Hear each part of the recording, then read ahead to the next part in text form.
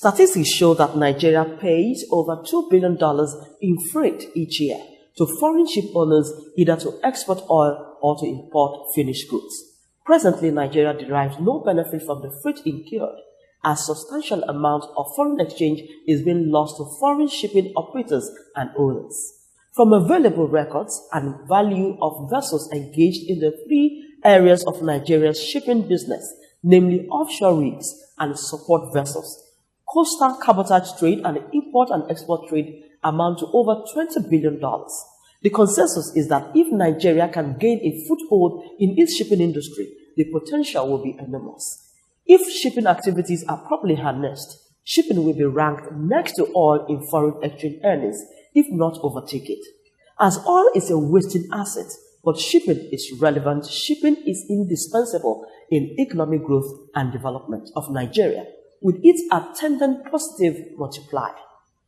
Welcome, I'm glad you are part of today's edition of Maritime Update. I am Norma Oglaswalo. On a weekly basis, Maritime Update brings to you activities within the maritime sector and its connecting industries. The nature of the Nigerian economy, which is import-dependent, and oil economy which boosts her export cargo, indicates that the maritime industry will continue to be relevant to the nation's economy, which would in turn require that modern infrastructures as well as adequate maritime security are provided. In this episode, we'll be looking at the seaport as a gateway to any nation's economy and how we can harness and reposition the industry for economic growth and development. First, issues and developments that make news in the sector. Stay with us.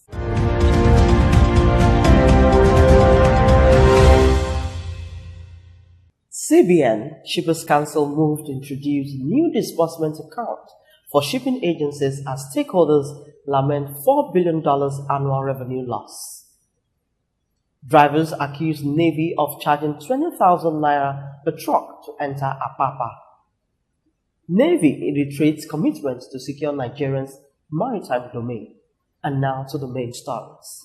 The Executive Secretary and CEO of the Nigerian Shippers Council, Hazam Bello, during a meeting held in Lagos with the CBN representative and shipping industry stakeholders, said that the maintenance of a disbursement account as provided by UNCTAD minimum standards for shipping agents will stop the agents from going to local market to source foreign exchange to settle charges incurred by the vessel locally.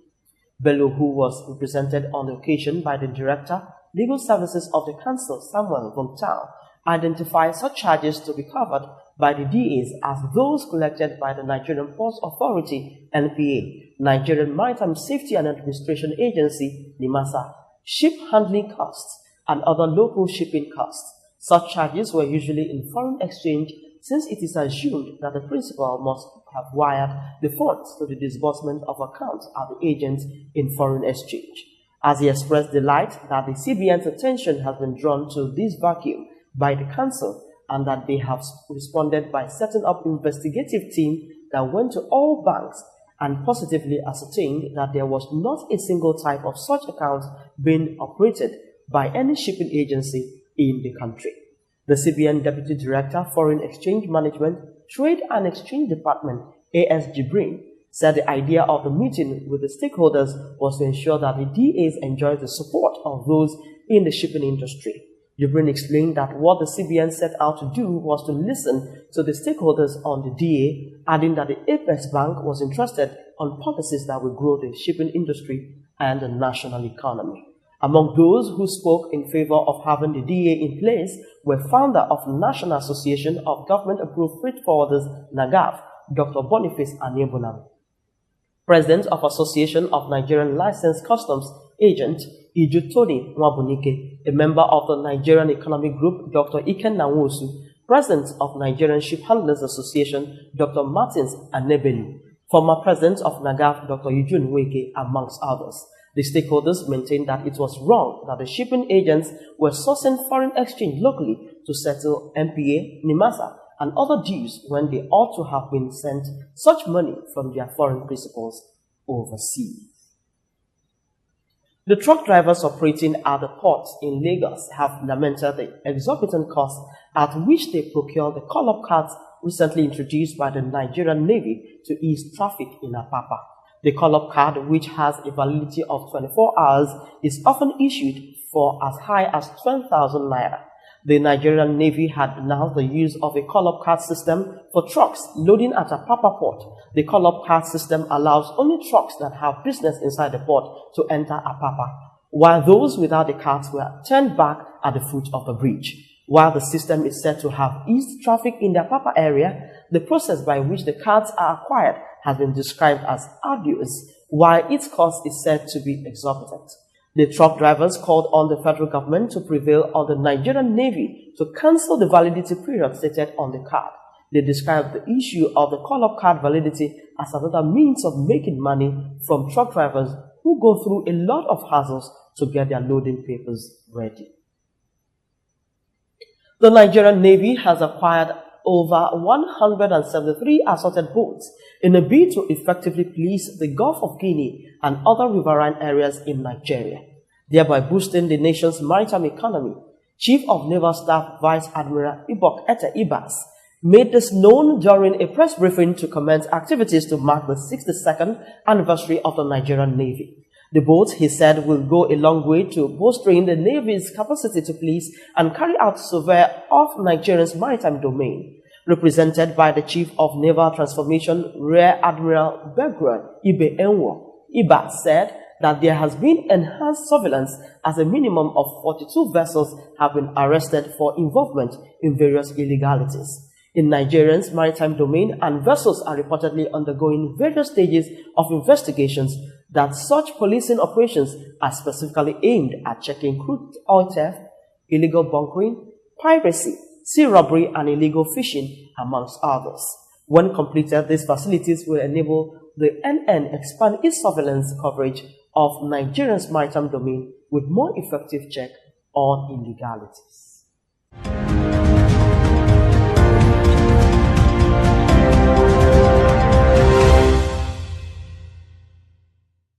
If you have just joined us, this is Maritime Updates reaching you courtesy of the Nigerian Shippers Council. For details, please reach the Nigerian Shippers Council on our email, website, or better still, text the number showing on your screen. Do you know that the Port Service Support Portal, PSSP, is a complaint management and service support solution aimed at addressing business-to-business transaction problems in the Nigerian ports? Take a look. Welcome to Port Support Services, otherwise called the PSSP. The PSSP, as it is popularly known, is an initiative of the Nigerian Shippers Council created to serve the public better. Just to help you navigate the portal, first log on to the website www.pssp.ng.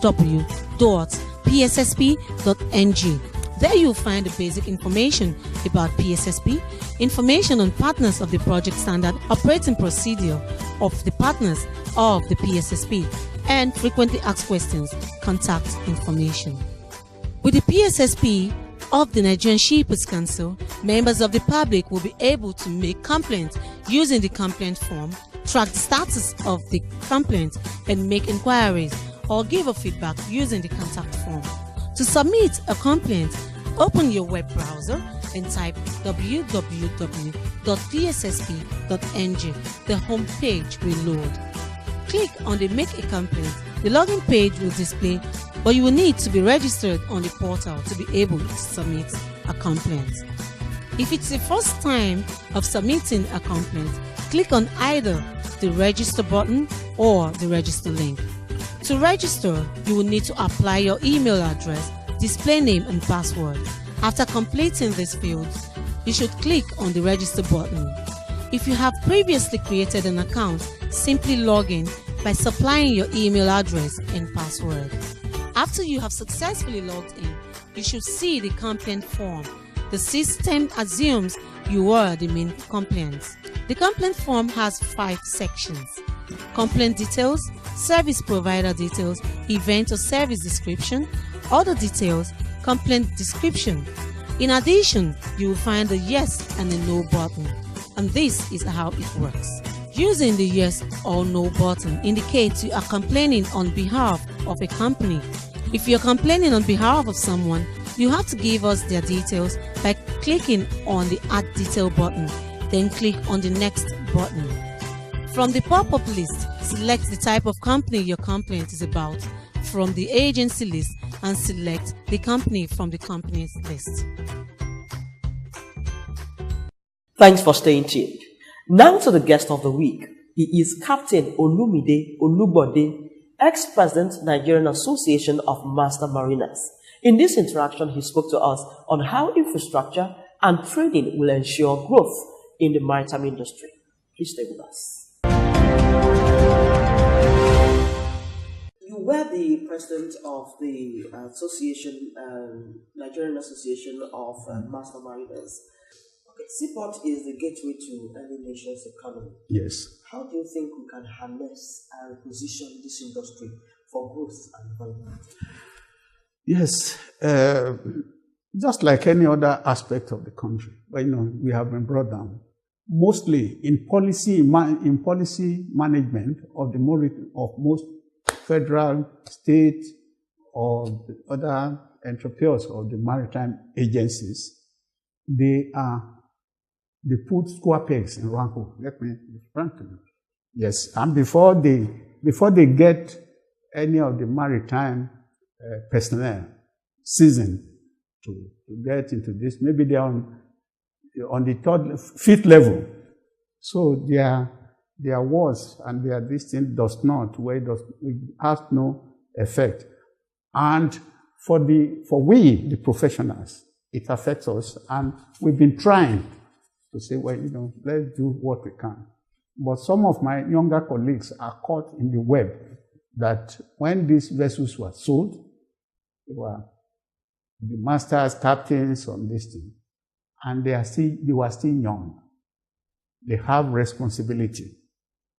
Those who want to make it have to leave the country and go and look for vessels or greener pastures in other places. So the situation here has been depleted seriously, and but some of us who are lucky, had gone through the hard time, and we are able to have some resources that we can live upon. The greater part of my own colleagues, my age group, are overseas, either as citizens to get their livelihood, or decide to recline there if they want to do their work.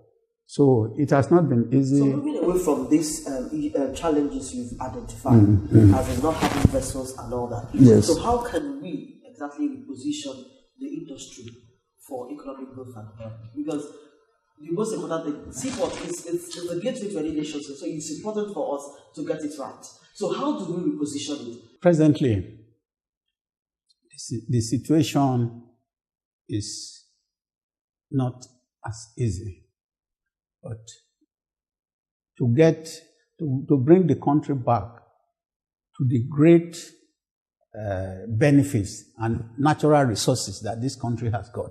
Because let me say, for a background, Nigeria has one of the longest, or the coastline, about 800 nautical miles.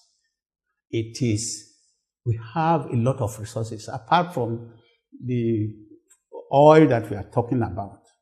But we need to have people who know what the resources are. We need to put the Nigerian factor away from policy areas.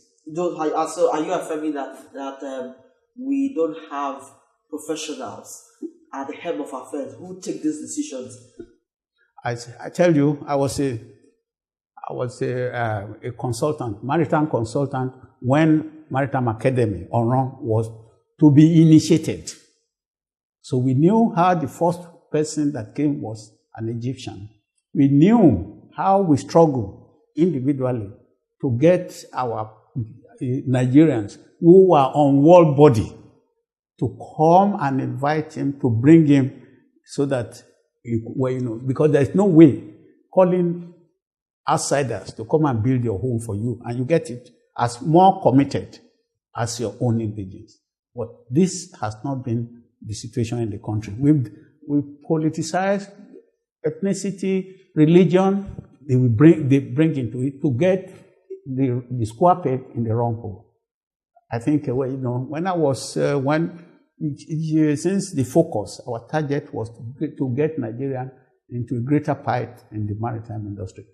The major problem is to get the right people, the professionals in the, at the right places. That you think can solve whatever issues that we have? A committed one. Not because I will tell you, some of my colleagues derail because of the situation in the country, trying to get away from the professional etiquettes. So that means professionals who are passionate about the industry, especially when they are made, when such selection are to be made, they should invite the body, not necessarily handpicking your boys. The godfatherism that goes everywhere. If the attention of the association is drawn, then we should be able to be present in ensuring that we give our backing. But this is not so how can we build economic capacity through infrastructural development? Yes, infrastructural, at the moment it's nil. Even before we became independent, we had our colonial masters having vessels. For instance, I will give you vessels like Tafawa Balewa taking coal from Port Harcourt to Ijora. Even if you don't know, you must have seen where they call Ijora something in disarray. Yes, we have other vessels owned by Nigerians trading on this coastal journey of 800 miles and to Wanandopo, Cameroons, and this. And this is a great economy to us. So moving away from that and looking at exports, what are the policies that, in your view, that you want to see that will boost export to give the industry the necessary competitive advantage? Yes, I will try to simplify it in a way that we know. If we order goods, or when they say they give you aids, and they need certain materials for your generating plant and all these things, if any country that is providing it will like to use its own vessel. We have none. Even if at all our agricultural products come up, we have none. Apart from the human capacity that is this thing. This could have been, a revenue instead of us paying freight. I can remember of a case when they said they sent yam to America and they got there, they sent yam back. This is when professionals like us look at it, you feel disturbed. It's a waste. We are Nigerians are in poverty, abject poverty. We can read it. So the idea of not getting our priority right, what shall we do? If I have to make mention, the deep sea vessel is deep sea port was discussed some few days ago. I think we had the vice president or something. We had that meeting. They were talking of the infrastructure they will bring there. They are not talking of how the human capacity or other infrastructure here will be included. So how do we build human capacity development to harness the potentials in the sector? You see, yes, I will tell you where you know that we have started it before. And when we are talking, we are not talking of captains, masters, officers. In a simple way, we still have Navy, which through the grounding down. You have the officers cadre, and you have the ratings on scale like any other distance. The way to build, and I will say some nations live on the human capacity of their citizens. I mentioned a place like Philippines. What we count as our main revenue, like oil, you can count it where, in a place like Philippines, the human capacity. Because when we used to go out, We bring money and we send money. We are paid in foreign something. And I say our records at that time when the ethnicity and political and Nigerian situation, godfatherism was not there, our vessels were sought after. I remember my agent, when I said I was leaving, finally to come down, come and take this thing, he was asking what was my problem. Because they thought maybe something was wrong. Because before I lived there, they have already been booking for cargoes from here. But here, we don't even have our own cargo. If at all our agricultural this thing boost and this thing, we say we want to import it, export it. With whose vessel? We are going to get foreign vessels. At what cost? Just as what is happening with our fuel. We produce fuel. There's no way I can see economically and from my experience that you will buy a yam, you will give it to somebody to pound it for you, and then you go and buy it, and then you expect that you have good. If the fuel money goes down, we are affected. If it goes up, we are affected. Both ways, it is not. Having identified these issues and moving forward, what do you think is the role of government, the maritime agencies, as stakeholders towards the development of the maritime industry? Yes, well, I think it's the political will that we need. And unfortunately, the thing looks so bleak. The political will, because you cannot give out what you don't have. If you put a fisherman on the side of the government, and they should try and encourage some of our professionals. Let me tell you, in the whole of the country, our profession has almost the least. I think on paper now, for those of us who are alive, we are not more than 200. Both here, internationally and locally. It is just not there. Why so? Why so? Our training field platform had been cancelled. And if we are not doing any more training, definitely you cannot have any more production. That is as simple as it is. So automatically it means that there's no future for the industry. Well, it's going down. There is no doubt.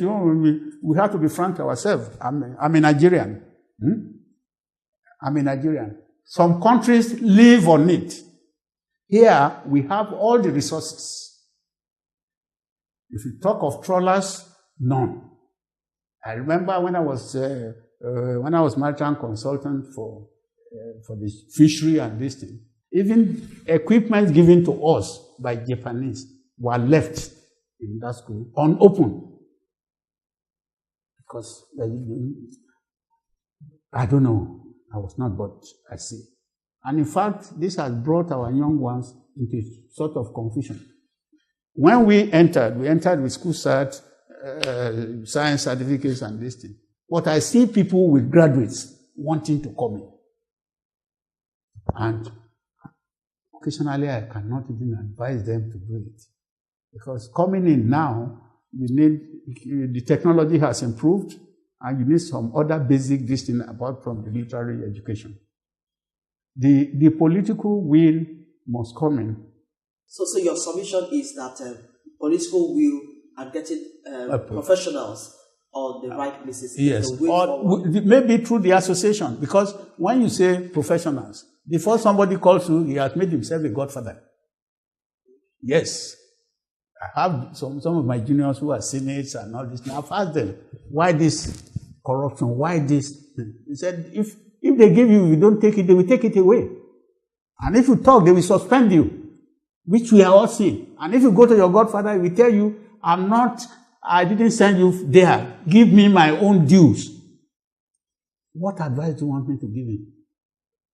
I'm telling you of personal people who have trust in me and feel I could give them some wisdom. There's nothing I can do.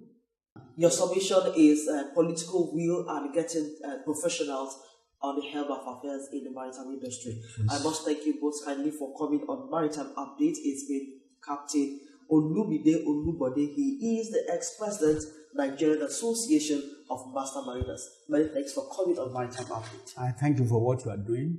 May God give you the strength and the courage to make this country. Thank you very much. Thank you.